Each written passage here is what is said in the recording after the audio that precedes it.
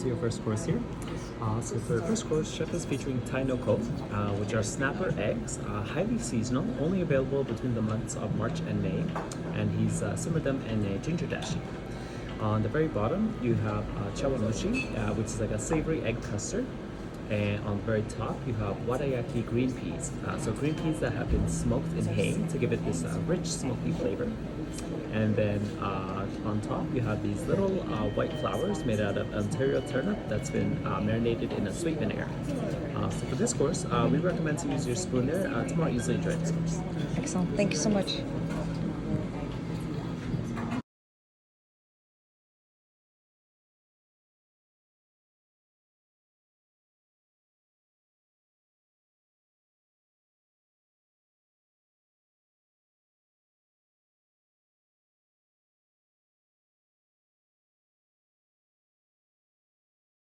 In front of you, you'll notice chef is using Ontario onion as a plate to help kind of visualize spring.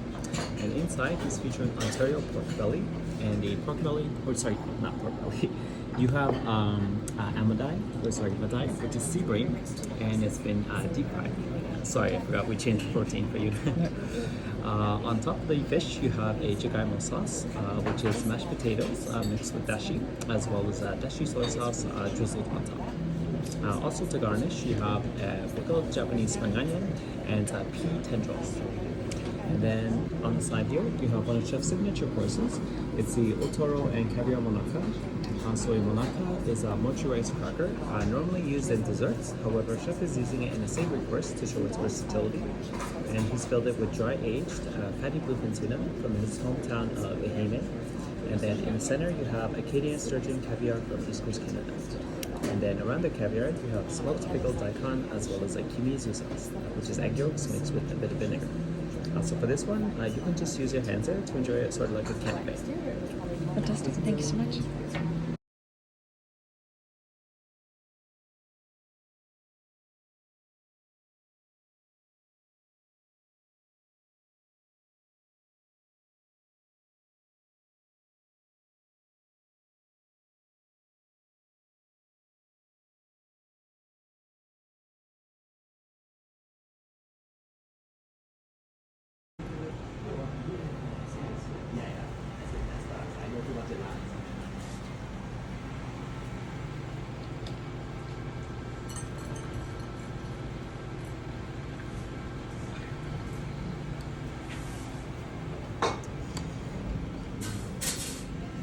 So the mist coming out of your plate here is a hinoki scented mist. So it's Japanese pine, used in a lot of Japanese spots. And here you have chef's signature course here, the Maguro flower. Hana meaning flower in Japanese, so it's kind of our reference to that. And this bluefin tuna has been dry aged for 2 weeks to lower the moisture content in it and increase umami of the fish. And there's 2 different cuts of the tuna used here. The darker petals are akami, which is lean tuna, and then the lighter petals are chutoro, medium fatty tuna. And it's sitting on grated daikon that's been marinated in vinegar, dashi soy sauce, and baby green onion and shiso oil. So we recommend taking apart the petals, kind of layer by layer, and dipping it into the sauce with the daikon. Thank you. Thank you.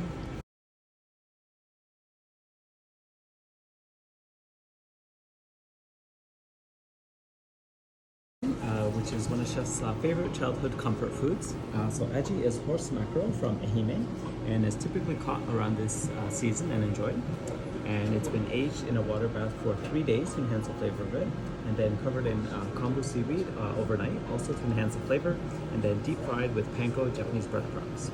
So it's very quickly deep fried, so it's also medium rare inside. And then on top of the fish, you have a garlic leaf paste, as well as this interesting black ingredient called daitokuji natto, which is fermented black soybeans. And at one point, this ingredient used to be used as a replacement for soy sauce, so it has a very pungent taste to it. And also to garnish, you have baby green onion flour. So one note about the kombu seaweed, so that's actually the same kombu that was used to wrap the fish, but right now it's just meant for plating, so it's no longer edible. Thank you. Thank you.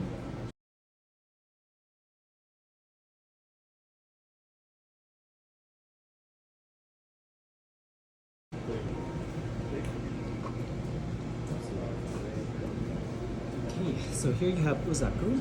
So uzaku is unagi paired with cucumber. So unagi is spring water eel from Aichi, and it's been blanched first to kind of remove any greasiness, and then charcoal grilled with the unagi head and bone sauce. So it adds like a crispy layer to it. And then on top of the fish, you have some shaved miyoga, which is Japanese ginger, as well as a springtime vegetable called urui. And finally, on the very bottom, you have ziabara curry, which literally translates to snake cucumber. So it's an advanced knife cutting skill where the cucumber is shaped kind of like a snake there.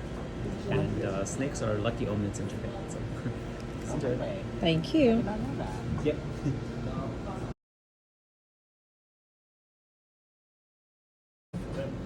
Dishwares. Isn't it fabulous? Yeah. Oh, boy. I come from a small town called Narita in the south of Japan. It's kind of a cultural melting pot. There are lots of artists and guitarists that live there. Lots of potters, so they're still made there today, all hand painted. So What's the name? Arita. Arita. Yeah, chef handpicked them before we were opening the restaurant. This one's amazing. It's all 4 seasons, so you can use it to represent spring, summer, autumn, and winter. So beautiful. Okay, next course is lobster and uni kimiyaki. So we have Nova Scotian lobster tail that we've prepared kimiyaki style.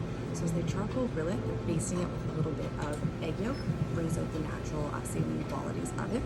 Over top, we have some uni from Hokkaido. So in Japan's most northern island, the water is very cold, full of plankton. When you like to eat this up, they become very flavorful. Over top of that, we have a little bit of oka hijiki, it's land seaweed.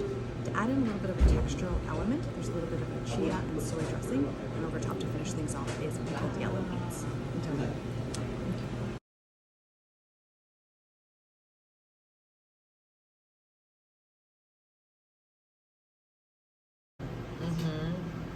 Another really, really great.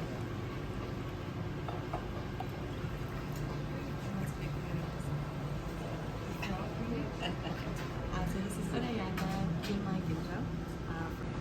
Ice curry especially usually really traditional Irish to the other side. This specific one is done in a Kyoto style. We serve it often in Italians with the natural. You have amadai, which is tao fish from Ehime, and it's been deep fried. On the very bottom, you have a yuzu kosho and white miso sauce. So yuzu kosho is a type of citrus spice.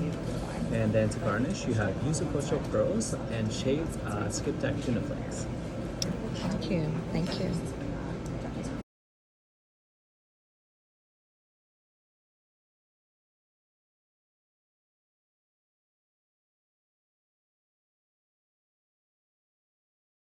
Is our sustainability course. So as you can imagine, we import a lot of ingredients from Japan. This comes with a pretty large footprint. Chef also likes mitigating that by showcasing some local Canadian ingredients and being as sustainable as possible. So your final savory course is called Gohan. Gohan refers to the clay pot that we steamed this rice in. After it's been steamed, we mix in a little bit of asparagus, both white and green, from Ontario. Over top of that, we have Ontario whitefish miso zuke. So it's been marinated in sacred miso for 3 days, gives it a really nice sweetness, and then panko battered, or tempura battered rather, and then lightly fried.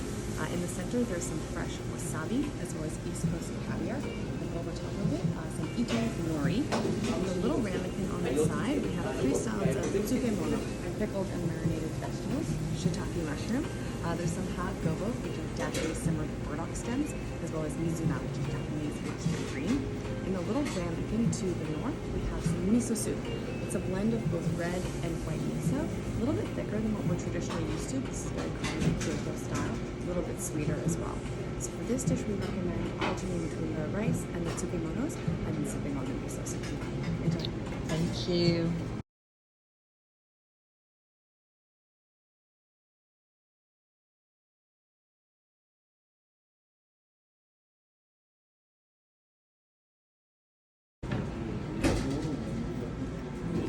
So your Maguro futonmaki, an oversized roll. Inside is akami, chutoro, and otoro, 3 types of tuna belly dry-aged in-house.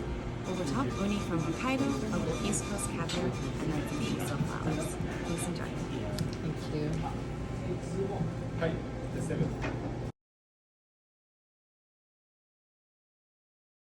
Your intro dessert course is Shiso Soshu Sorbet, a little bit of a tongue twister. Shiso is a Japanese herb. Has some flavors of mint and basil, a little bit of licorice profile to it as well. Shoshu is a distilled rice liquor. What we use for this is Tan. It's a premium shoshu from Hokkaido, known for having really nice herbal and floral aromatics. So Aiko-san has made them into this beautiful sorbet. Over top, we have an Eo Ume compote. Eo Ume is an unripened plum we found in the weeks leading up to cherry blossom season. It's what we make plum wine with, as well as umeboshi, little kind of teensy tiny sour pickled plums. The green sauce over top is a little lime and shiso oil. Please enjoy. Thank you. Is it possible to get some? Features a young ginger panacotta. Young ginger tends to be a little bit more delicate and a little bit more mild than the mature ginger that we're used to cooking with. There's two components made with Amaru strawberries over top. Amaru strawberries are from Fukuoka Prefecture. Very famous king strawberries, known for being sweet, juicy, and very large. So closest to we have an espuma. On either side are two pieces of frozen Amaru meringue. Around the edges is a little bit of wasan bun almond crumble to give it just a little bit of a crunchy texture. Over top we have a dehydrated strawberry as well as a cookie wheel. On the little bits to the side is the petit four. We have a white sesame and matcha ganache macaroni, as well as a yuzu packed